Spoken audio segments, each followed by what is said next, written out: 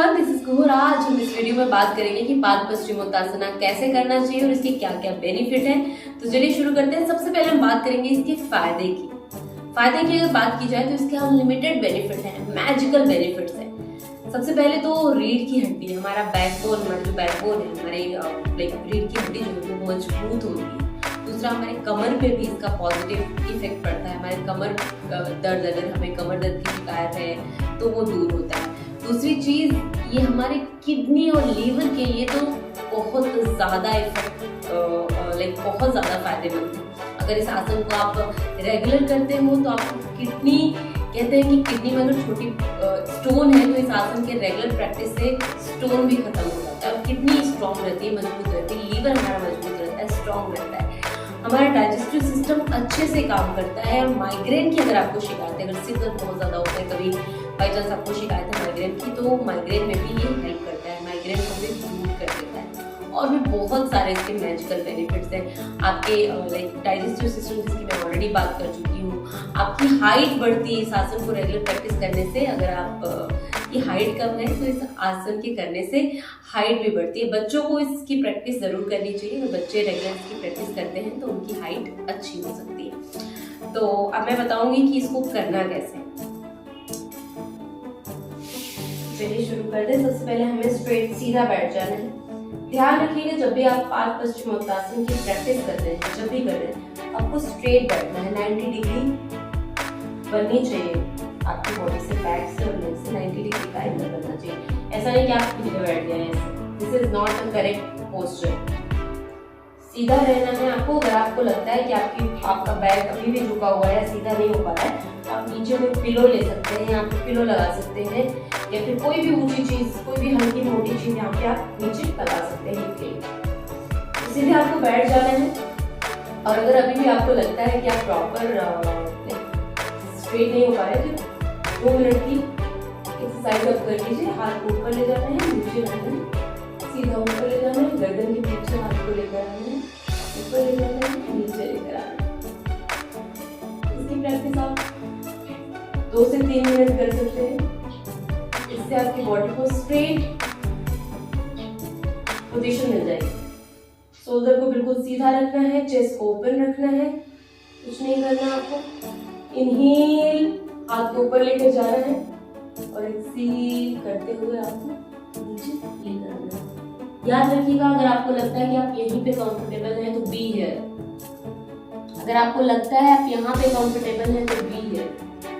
But ऐसा नहीं कि आपको कमर को पीछे झुका के बस नीचे झुक जाना नहीं। सबसे पहले ध्यान रखना है कि आपकी रीढ़ की हड्डी जो है वो स्ट्रेट रहनी चाहिए। ये वाला जो बोल है आपको स्ट्रेट करते हुए लेकर आना है, सीधा बी हियर। सबसे पहले कुछ देर तक आप यहाँ पे आइए, यहाँ तक आके प्रैक्टिस कीजिए, होल्ड कीजिए। जितनी देर भी आप होल्ड कर सकते हैं, थोड़ा सा उससे ज्यादा कोशिश कीजिए। 10 सेकेंड्स, फिर 20 सेकेंड्स, फिर 30 सेकेंड्स, फिर धीरे धीरे प्रैक्टिस कीजिए। 1 मिनट तक आपको यहाँ पे खुद को होल्ड करना है। जब आपको लगता है यहाँ पे कंफर्टेबल होकर होल्ड कर पा रहे हैं, फिर धीरे धीरे आपको नीचे जाना है।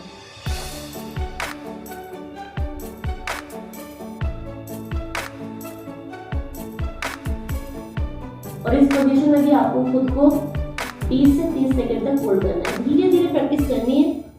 फिर एक्सहेल करते हुए हम वापस आ जाएंगे।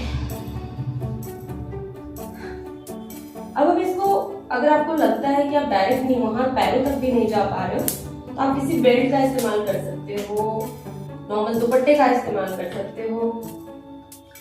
आप पैरों को फंसा लो। आपको लगता है वहां तक नहीं जा सकते, तो ओके, आप पैरों को फंसा के सीधे बैठो। सबसे पहले तो आपको बैकबोन यानी कि रीढ़ की हड्डी को सीधा करना है, यानी कि अपनी बॉडी को 90 डिग्री एंगल तक पहुंचाना है। आप यहाँ पे रुक के प्रैक्टिस कर सकते हो, कोई इशू नहीं। होल्ड करना है, फिर धीरे धीरे धीरे धीरे अपने हाथ को बेल्ट से, दुपट्टे से, जिससे भी आप प्रैक्टिस कर रहे हैं, आपको आगे बढ़ाना है।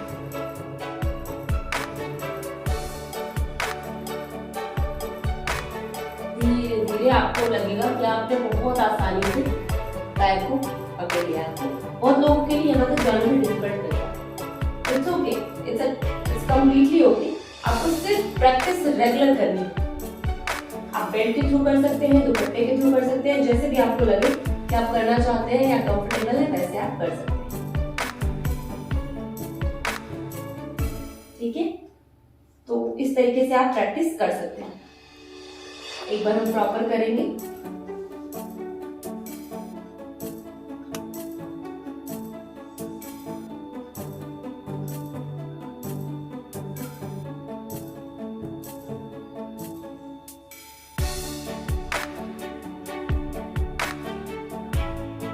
इस पोजीशन में आपको 10 सेकेंड 20 सेकेंड ऐसे होल्ड करना है, देन वापस आ जाए।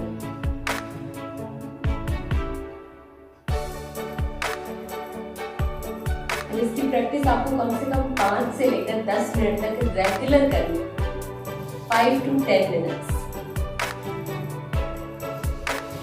ये आसन कंप्लीट होने के बाद आपको इसका काउंटर पोज जरूर करना है। 10 से 15 मिनट की प्रैक्टिस के बाद इसका एक काउंटर पोज जरूर करें। काउंटर पोज भी मैं आपको दिखा देती हूँ कैसे करना है। इसको बोलते हैं पूर्वोत्तासन, क्योंकि वो पश्चिमोत्तासन है, उसका ऑपोजिट है पूर्वोत्तासन। सिंपल आपको ये पोजीशन लेनी है और उसके बाद फिर जहां पे आपकी कूहनी आती है वहां पे आपको अपना हाथ रख देना है। पूरी बॉडी को ऊपर उठा लेना है जितना आप उठा सकते हैं। ब्रीदिंग नॉर्मल रहेगी।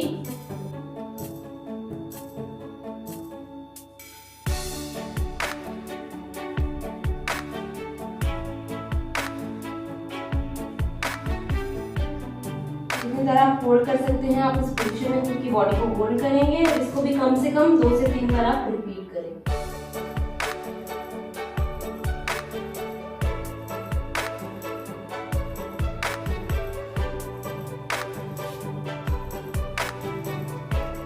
तो इस तरीके से आप पाद पश्चिमोत्तासन की प्रैक्टिस कर सकते हैं। इसके बेनिफिट्स की बात हम ऑलरेडी कर चुके हैं। अब हम जान लेते हैं कि इसको किस किस सिचुएशन में अवॉइड करना चाहिए।